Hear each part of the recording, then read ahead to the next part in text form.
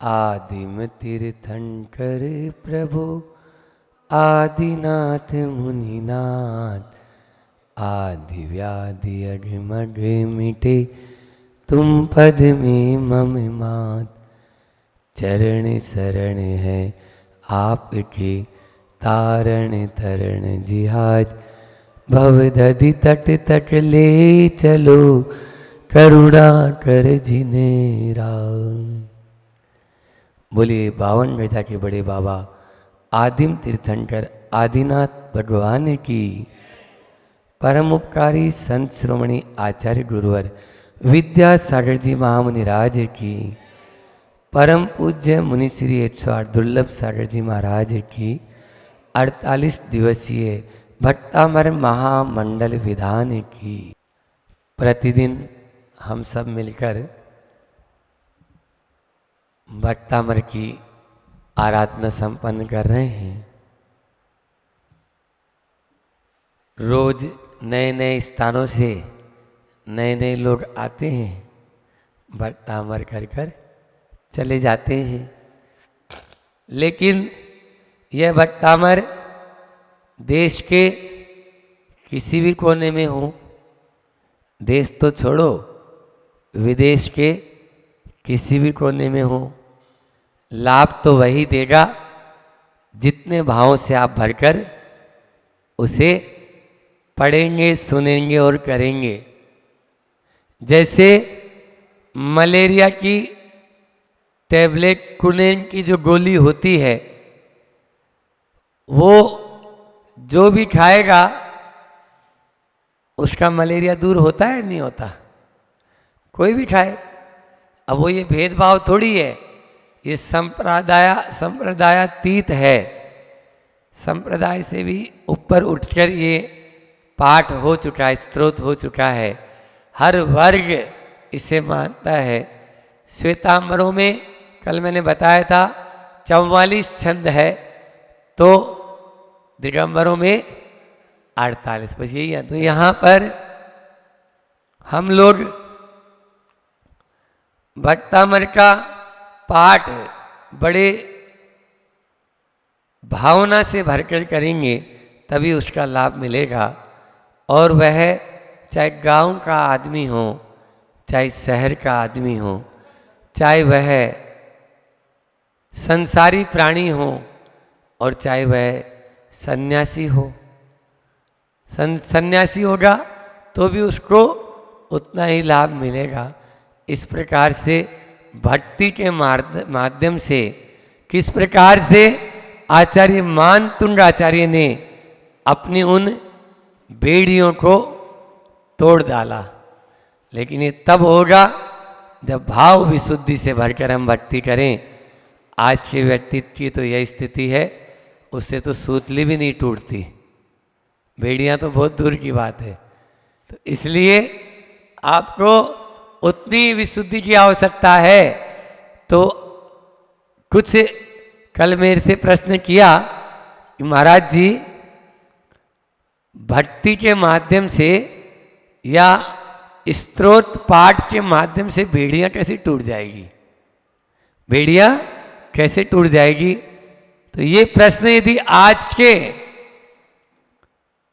150 वर्ष पूर्व होता तो फिर भी सोचना पड़ता। आज विज्ञान के युग में यह तय हो चुका है कि जो हमारी ध्वनि है, अभी जो हम बोल रहे हैं, जैसे आप सुन रहे हैं, ऐसे ही ये जब अपन बोलते और सुनते हैं, जो ध्वनि मुख से उच्चारित होती है, उस ध्वनि का वह पराध्वनि में परिवर्तित हो जाती है। कब? जब 18 से 20 हजार साइकिल पार कर जाती है तो वह अश्राव्य हो जाती है। क्या हो जाती है? अश्राव्य। और उसका इतनी सघन हो जाती है कि हीरे जैसी कणिका वज्र से भी जो ज्यादा कठोर है उसको भी भेद डालती है, भेद डालती है। इसका उदाहरण आपको देते हुए तुरंत समझ में आ जाएगा। अल्ट्रासोनिक और अल्ट्रासाउंड ट्रीटमेंट, आप लोगों ने नाम सुना होगा। ये क्या है बोलो? ध्वनि के माध्यम से यह अंदर में बड़े बड़े पथरी है या अन्य और कुछ भी जो ऑपरेशन है वो हो जाते हैं। लेप्रोस्कोपिक एक मशीन है, उसमें केवल एक छोटा सा हॉल छेद बराबर होता है, पूरी मशीन वह अंदर चली जाती है और वहाँ पर आपके मस्तिष्क में है तो मस्तिष्क का पूरा ऑपरेशन करके वह बाहर आ जाती है। बोलो ये किसके माध्यम से हुआ? ध्वनि के माध्यम से। हमने अभी शास्त्रों में एक पुस्तक पढ़ रहे थे, उसमें आया एक व्यक्ति है वो ध्वनि के माध्यम से बल्ब को तोड़ देता है। या आपकी जो ट्यूबलाइट और ये जो CFL बल्ब जो होते हैं, इनको वो ऐसी ध्वनि उच्चारित करेगा कि वह बल्ब और ट्यूबलाइट टूट जाती है उससे। अब बोलो ये क्या है?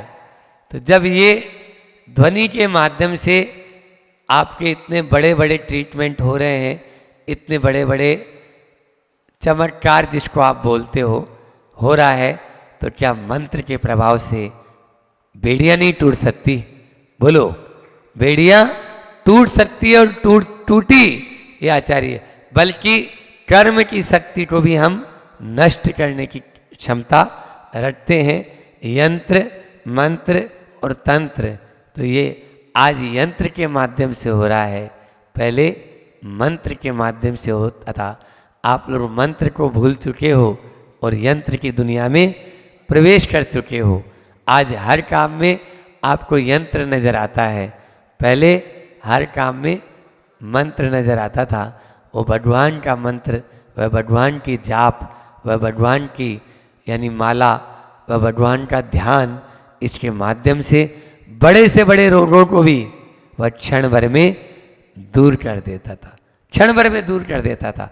लेकिन तभी संभव है जब आपका श्रद्धान मजबूत होगा। श्रद्धा यदि नहीं है तो 3 काल में आप कितना ही, आज किसी को बोले भैया नमोकार मंत्र की 9 माला कर लो, तो ये काम वो जैसे ही मेरे से बोलता, वो तो महाराज जी हम रोज ही फिरते हैं। वो जो तो शब्द लगा दिया ना उसने, इससे उसने उस मंत्र की ही जान निकाल दी। वो तो हम रोज ही,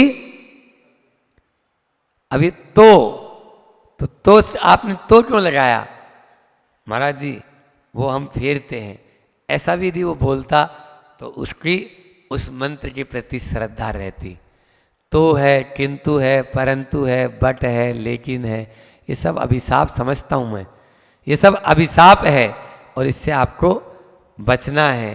तो निश्चित रूप से हमें यह भट्टामर महाकाव्य का कल मैंने पहला छंद पढ़ा था, आज अपन उसी में ही और आगे चलते हैं कि पहला छंद अपन फिर से उच्चारित कर लें। आप लोगों के हाथ में पुस्तक और डायरी होनी चाहिए, तब तो ये क्लास कहलाएगी, नहीं तो प्रवचन की उसमें आ जाएगा। क्लास तो क्लास के हिसाब से होती है ना।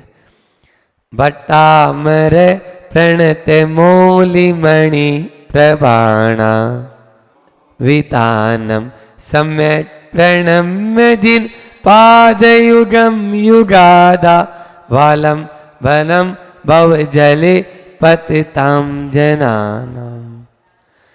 ये संस्कृत के छंद जो होते हैं, उन संस्कृत के छंदों को पढ़ने के लिए भी हमें कुछ उच्चारण के नियम याद रखते हैं। सुन रहे हो इंद्रजीत भैया?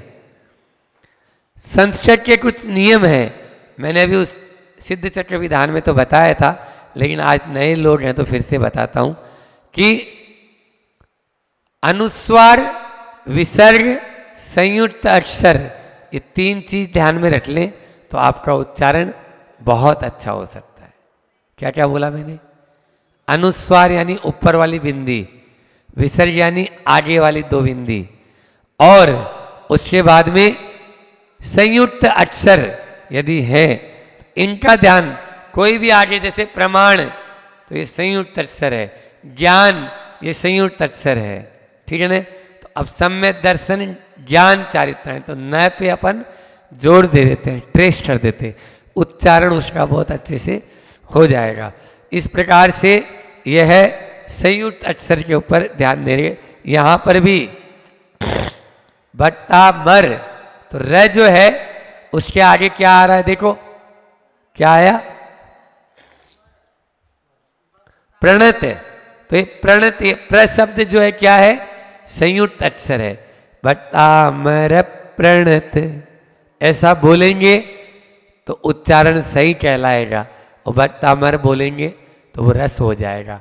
एक सूत्र आता है संयुक्त आद्य दीर्घम, संयुक्त अक्षर के पहले वाला दीर्घ होता है, तो इसलिए उस पर थोड़ा सा जोर दे देते हैं तो वो उच्चारण सही कहलाता है।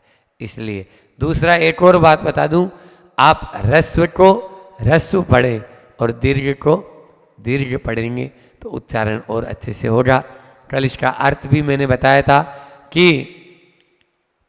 जो भक्ति करे वो होता है भक्त, और वो अमर यानी देव, देवों के यानी जो भक्ति करने वाले देव हैं उनके नम्रीभूत हैं मस्तक के मुकुट में लगी हुई जो मणियां, उनको प्रकाशित करने वाले, प्रभाणाम उद्योतकम, प्रकाशित करने वाले, पाप तमोवितानप, पाप रूपी अंधकार को नाश करने, वितानम यानी विस्तार को, दलित नष्ट करने वाले हैं, भव जले पतिताम जनानाम, और भव रूपी संसार रूपी समुद्र में जो गिरे हुए हैं ऐसे लोगों को लिए युगादो, युग के आदि में आलंबन सहारा देने वाले, जिन पाद युगम, जिनेन्द्र भगवान के जो पाद युगल हैं वे सम्यक प्रणम में, उनको सम्यक रूप से मैं प्रणाम करता हूँ। ये मंडलाचरण के माध्यम से कल आपको बताया था। इसी में अब थोड़ा सा आगे चलते हैं। एक ही श्लोक में आप देखिए वीतरागी, हमारे जिनेन्द्र भगवान कैसे होते हैं, वीतरागी, सर्वज्ञ और हितोपदेशी। आचार्य मानतुर ने इन तीनों को इस श्लोक में दे दिया है। वीतरागी यहां पर कहा पाप तमो वितानम, पाप रूपी अंधकार को नष्ट करने वाले, पाप रूपी अंधकार को, दलित पाप तमो वितानम, पाप रूपी अंधकार को नष्ट करने वाले हैं। तो ये कौन होएगा, पाप को नष्ट कौन करेगा, जिन्होंने रत्नत्रय को धारण कर लिया है, और रत्नत्रयधारी वीतरागी ही होंगे। समझ में आया।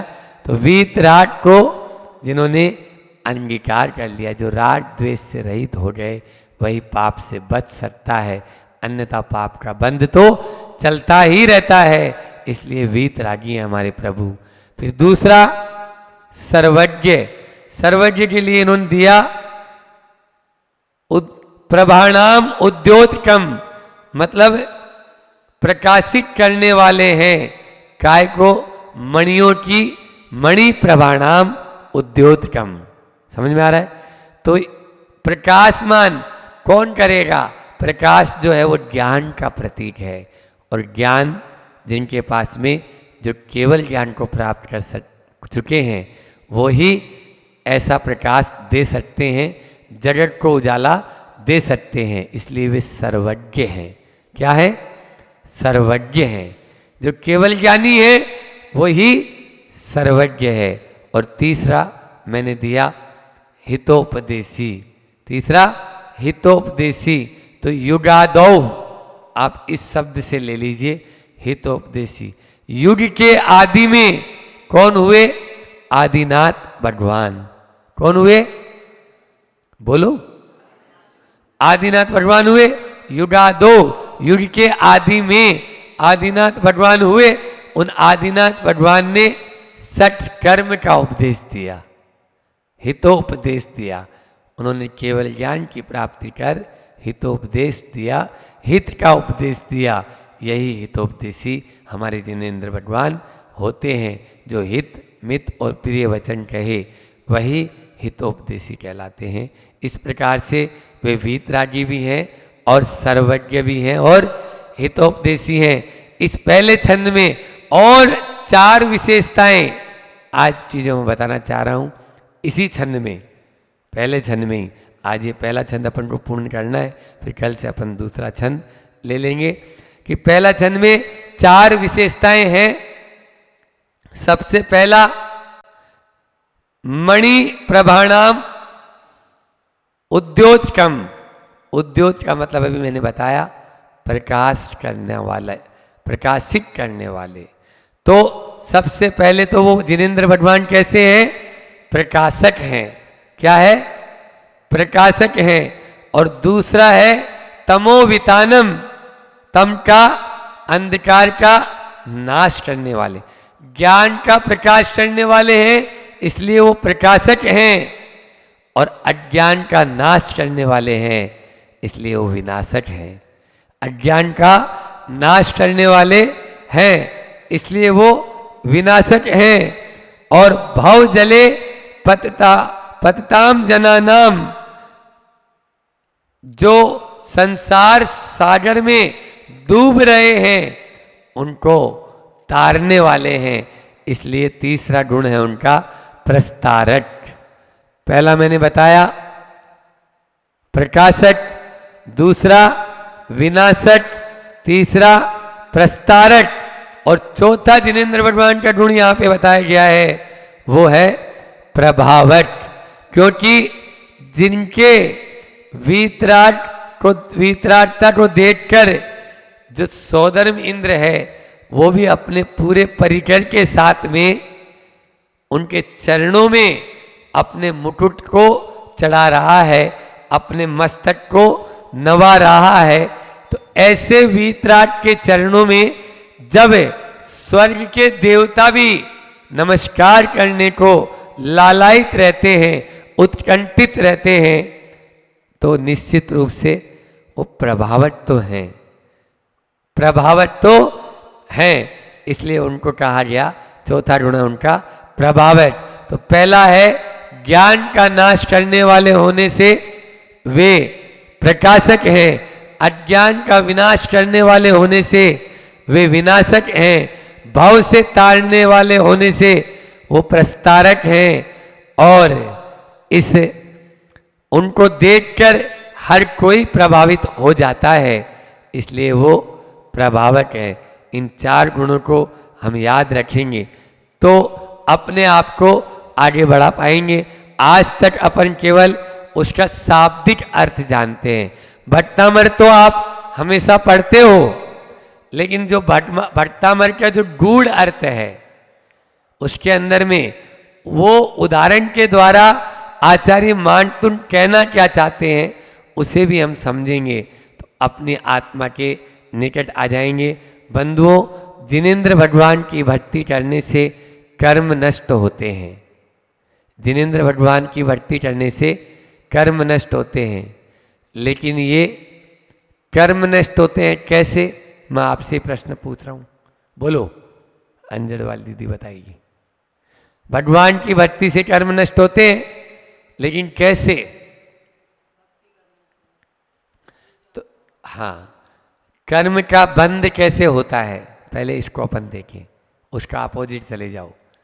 संश्लेष करते हैं तो संश्लेष करते हैं, सुन रहे हो एलोरा वाले भैया, संश्लेष करते हैं तो पाप कर्म का बंध होता है। दुख, शोक, तापाक्रंदन, वध, परिदेवन, ये सब असाता कर्म के बंध के कारण बताए। तत्वार सूत्र अध्याय 6 आचार्य उमा स्वामी महाराज बताया। अब हम दुख भी कर रहे हैं, शोक भी कर रहे हैं, ये सब संश्लेष परिणाम है। आत्महत्या का दोष अभी मैंने बताया था जब नीचे उतर रहा था, तब मैंने बोला अपनी स्वयं की हत्या करने का दोष बताया आचार्यों ने। केवल मात्र अपन दूसरे को कोई शस्त्र से मारते हैं उसी को आत्महत्या, वो कानून में आत्महत्या बोली गई है। लेकिन अपनी आत्मा की, अपनी प्राणों की हत्या करना भी आत्महत्या है। ये जैन फिलोसफी कहती है, ये जैन धर्म कहता है, जैन दर्शन कहता है कि हम अपने विचारों द्वारा यदि हम गलत विचार ला रहे हैं मन में, बार बार जो नहीं लाना है उन्हीं को ला रहे हैं, तो ये आत्महत्या कर रहे हैं। ठीक है ना? ये आचार्य श्री जी भी कई बार उनके मुझ से सुना। अभी और भी इसके बारे में बाद में बताऊंगा। और दूसरा, अच्छे परिणाम करते हैं, प्रभु की आराधना करते हैं, गुरु के दर्शन करने आते हैं, 52 गजा के बड़े बाबा के चरणों में पहुंच जाते हैं, देखते ही मन गदगद हो जाता है।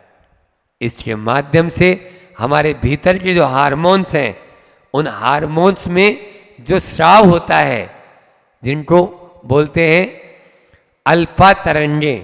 कौन सी तरंगे? अल्फा तरंगे।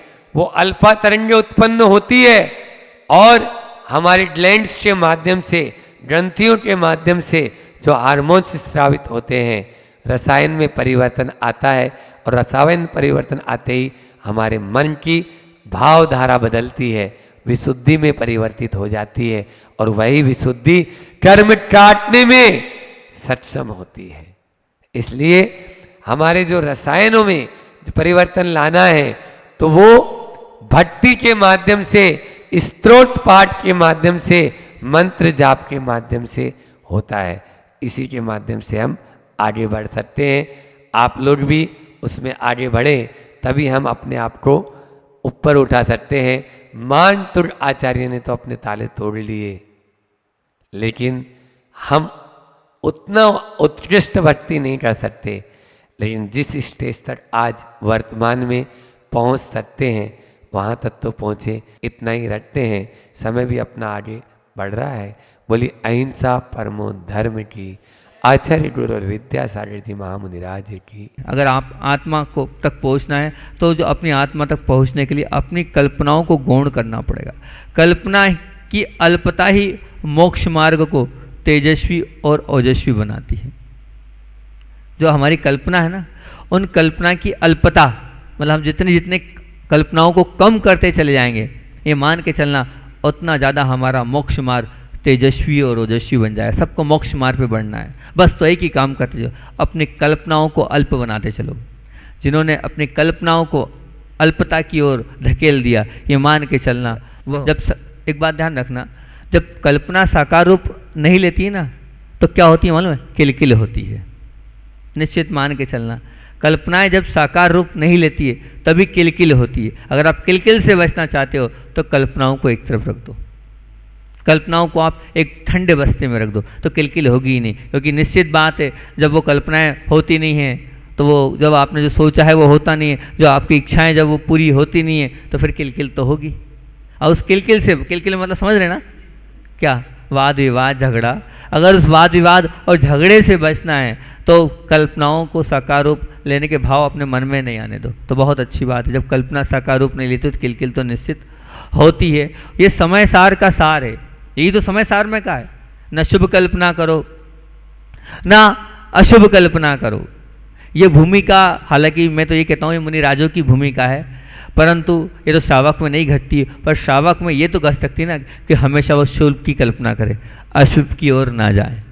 कल्पना भी करे वो तो शुभ की करे कि हाँ मुझे मुनि बनना है, मुझे आरिका बनना है, मुझे प्रतिमा लेना है, मुझे अभिषेक करना है, मुझे पूजन करना है, मुझे भक्ति करना है। ये शुभ की कल्पना तो करे, शुभ की कल्पना के लिए श्रावक के लिए निषेध नहीं कर रहे हैं, वो तो करे। उस शुभ की कल्पना करने में तो मुझे आहार दान करना है, ये सब जितनी वो कल्पना करता चला जाएगा, वो ये मान के चलना वो अपने आप के जीवन को और उठाता चला जाएगा। शुभ कल्पना के लिए निषेध नहीं है, लेकिन बाकी कल्पनाओं के लिए तो आगम में उसका निषेध है। ये है सहज भाव। इस सहज भाव को आपके सामने मैंने रखा। सहज भाव पाना सहज नहीं है, सहज बनना सहज नहीं है। मतलब बहुत ऐसा नहीं कि आप सामान्य से बन जाओगे, उसमें तो आपको अपने जीवन में क्या लाना पड़ेगा, उसमें तो अपने आप को जीवन में सब कुछ ठंडे बस्ते में रखना पड़ेगा, सब कुछ विकल्प छोड़ना पड़ेगा, जब आप सहज बन पाओगे। और दूसरी बात थी समता। आखिर समता है क्या? समता अर्थात ममत्व भाव को, ममता भाव को मोह को त्याग करना, ये कहलाती है समता। समता मतलब क्या? समता मतलब ममत्व भाव को और ममता भाव को और अंदर जो बैठा हुआ मोह भाव है उसका त्याग करना, ये कहलाती है समता। और अगर इसको और अच्छे समझें तो हर स्थिति के प्रत्येक परिस्थिति में हम हर स्थिति की प्रत्येक परिस्थिति को स्वीकार करना, ये समता भाव। हर स्थिति की प्रत्येक परिस्थिति को स्वीकार करना, ये समता भाव की परिभाषा। बस आप तो हर स्थिति को स्वीकार करते चले जाओ, ये मान के चलना, हर स्थिति की परिस्थिति को आप स्वीकार करते चले जाओगे तो ये मान के चलना, ये गुण आपके अंदर आ गया, समता भाव। समता अर्थात समान भाव रखना, चाहे सुख में हो चाहे दुख में हो, सब में समान भाव रखना, ये है समता। इसी को कहते हैं समता। जैसे हम एक उदाहरण के माध्यम से समझें कि हमने उजाला करने वाले, प्रकाश करने वाले सूर्य को भी देखा है और सूर्य को भी स्वीकारा है, और हमने उस अंधेरे करने वाले चंद्रमा को भी देखा है और उसको भी स्वीकारा है। हमने दोनों को एक्सेप्ट किया है अपने जीवन में, और सूर्य को भी एक्सेप्ट किया है और उस चंद्रमा को भी एक्सेप्ट किया है। जो उजाला करने वाला है उसको भी हम स्वीकार करते हैं और जो अंधेरा करने वाला है उसको भी हम स्वीकार करते हैं। जब हमने उन दोनों में समता बनाए रखी है तो फिर हमारे जीवन में जब सुख आता है उसको भी हम एक्सेप्ट करते हैं बहुत अच्छे से और स्वीकारते हैं। तो जब दुख आता है तो उसको एक्सेप्ट क्यों नहीं करते हम? उसको क्यों नहीं हम अच्छे से स्वीकार करते हैं? अरे जब सुख को हमने बड़े चाव के साथ स्वीकार किया है तो दुख को भी बड़ी प्रसन्नता के साथ हमें स्वीकार करना चाहिए। जिन्होंने सुख और दुख दोनों को स्वीकार किया, सुख में और दुख में जो राग द्वेष नहीं करता है, ये मान के चलना उसने अपने जीवन में समता को धारण कर लिया, समता को अपने साथ आत्मसात कर लिया। क्योंकि स्पष्ट ध्यान रखना, दुख हो, पीड़ा हो, कष्ट हो, आकुलता हो, व्याकुलता हो, वो अंदर बैठी हमारी शरीर की ममता को बताने वाली है। शरीर, क्योंकि निश्चित बात है अगर हम दुख को, पीड़ा को, कष्ट को और आकुलता को, व्याकुलता को अगर हमारे अंदर उत्पन्न हो रही है तो मान के चलना शरीर के प्रति हमारी ममता है, इसीलिए हम दुख, शोक और आकुलता और व्याकुलता के में हम पड़े हुए हैं। और मैं तो हमेशा कहता आया हूँ और हमेशा कहता रहूँगा, क्योंकि इसको बार बार याद करना चाहिए। इससे हमारे पर जब दुख और संकट आते हैं तो एक संबल मिलता है। सबको चाहिए साता, सबको चाहिए साता, सबको चाहिए ना साता। किसी को असाता तो नहीं चाहिए ना, पक्का असाता किसी को नहीं चाहिए। फिर भी नहीं, आप असाता की मांग कर रहे हैं। क्यों कर रहे हैं? क्योंकि सूत्र क्या है, असाता वेदनी का बच्चों को तो याद कराया था। ये असाता वेदनी के आश्रय कारण आचार्य उमा स्वामी महाराज ने कहे, सबसे पहले ही उन्हें दुख से स्टार्ट किया है कि आपको असाता नहीं चाहिए ना, नहीं चाहिए, चाहिए हो तो दुख करो, दुख, शोक, पीड़ा। ये जो सूत्र ये बता रहा है, काय का सूत्र है ये दुख को बुलाने का सूत्र है। और अगर आप दुख का बार बार चिंतन कर रहे हो तो ये मान के चलना, जितना आप दुख का चिंतन करते जाओगे उतनी ही असाता वेदनी कर्म का आश्रव होता चला जाएगा।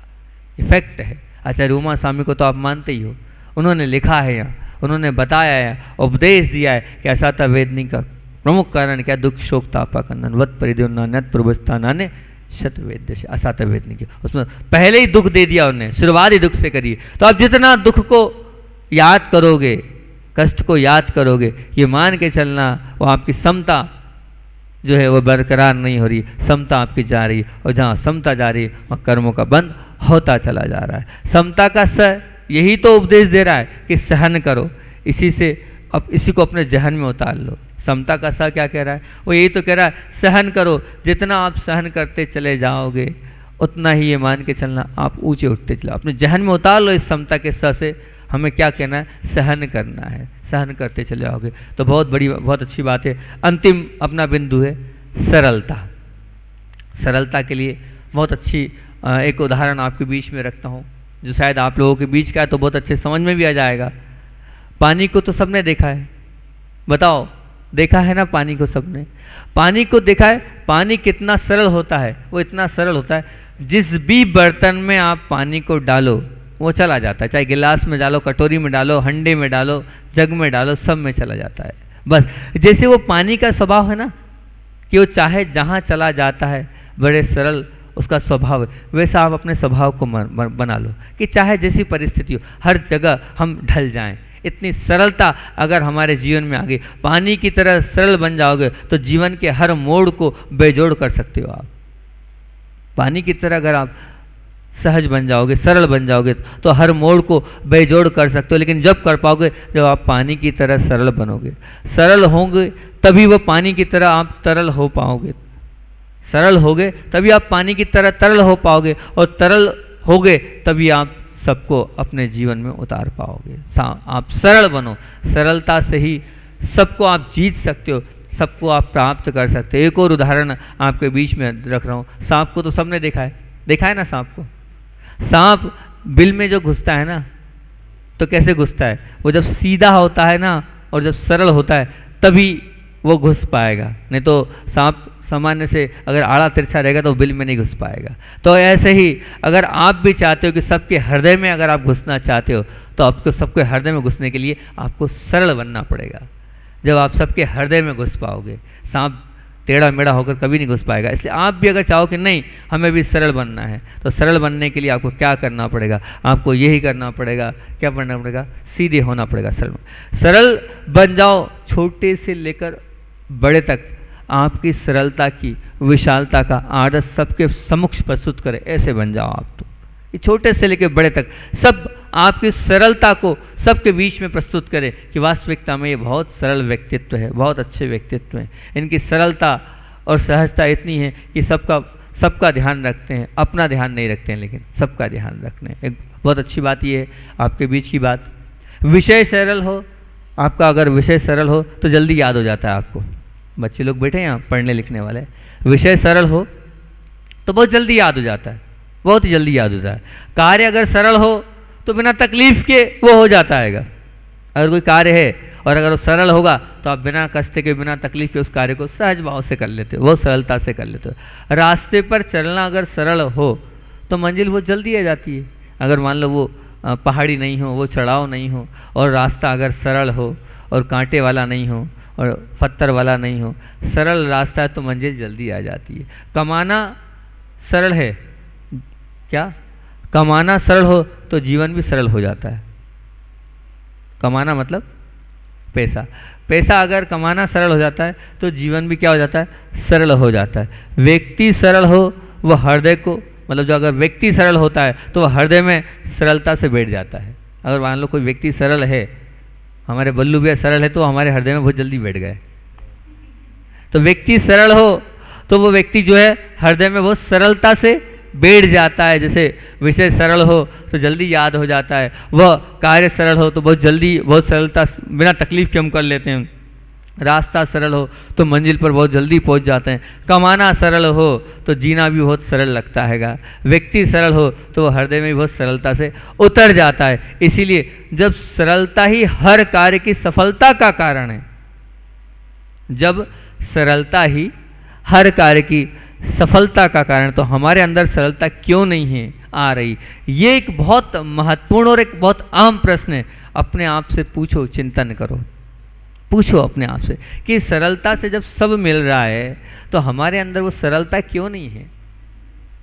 उस सरलता से हम क्यों, हमारे अंदर छूट रही है उस सरलता को आप प्राप्त करोगे तो बहुत अच्छी बात है। एक अंत में उदाहरण देके, समय हो रहा है, आगे भी हमें जाना है, एक उदाहरण और देके अपनी बात को विराम देता हूँ कि आपने ट्रेन की पटरियाँ को देखा होगा। आपके मुनीश्वरनाथ भगवान के सामने ही चिंतन करा, पहले वाला भी वहीं बैठ के किया था, आज का भी चिंतन होइएगा।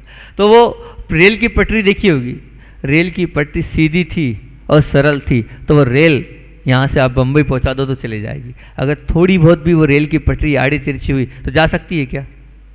नहीं जा सकती, बिल्कुल नहीं जा सकती। सबको मोक्ष मार्ग की यात्रा करना है, मोक्ष को प्राप्त करना है, तो ध्यान रखना आप सीधे बन जाओगे, सरल बन जाओगे तो निश्चित मान के चलना जैसे वो ट्रेन उस पटरी पे सीधे सीधे चली गई, ऐसे भी आपका जो जीवन है वो भी सीधे सीधे अगर रहा, सरल सरल रहा तो निश्चित तौर से आप भी मोक्ष मार्ग की उस यात्रा में सफल होकर ऊपर आप पहुंच जाओगे, सिद्धि शिला पर पहुंच जाओगे। सिद्धि शिला पर बैठने की पटरी, पहुंचने की पटरी क्या है? बस सीधे बन जाओ, सरल बन जाओ।